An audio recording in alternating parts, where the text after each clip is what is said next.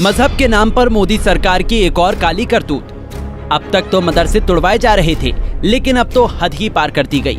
क्या इस देश में मुसलमान होना इतना बड़ा गुनाह है? हमारे देश में अगर आप कांवड़ यात्रा कर रहे हैं, ट्रकों में तेज गाने बजा रहे हैं, भगवान के नाम पर लोगों को कुछ भी कह रहे हैं, सड़कों पर भीड़ मचा रहे हैं, तो आपको माफ किया जाएगा।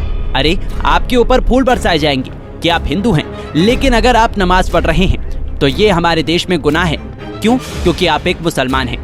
ये हम नहीं कह रहे हैं, ये तो हमारी सत्ताधारी पार्टी के काम कह रहे हैं, और इस बार तो सारी हदें पार कर दी गई हैं। दरअसल उत्तर प्रदेश के कानपुर में ईद के मौके पर पुलिस ने धारा 144 लगा दी थी, जिसके बाद भी लोगों ने सड़क पर नमाज पढ़ी, जो शायद हमारे देश में एक गुनाह है। लगभग 1700 लोगों के खिलाफ सड़क पर नमाज पढ़ने की वजह से कार्रवाई की जा रही है, और उनका गुनाह बस इतना सा है कि वो अपने पर्व पर अपने भगवान का नाम ले रहे थे, और हद तो इसके बाद हुई।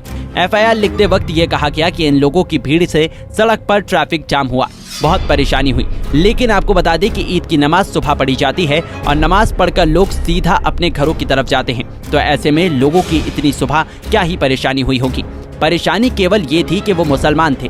अगर उनकी जगह जगराता होता या आरती होती तो किसी को कोई आपत्ति ना होती।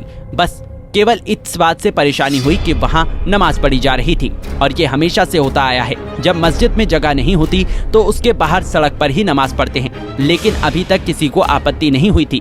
ये तो केवल मोदी सरकार के समय ही होना था।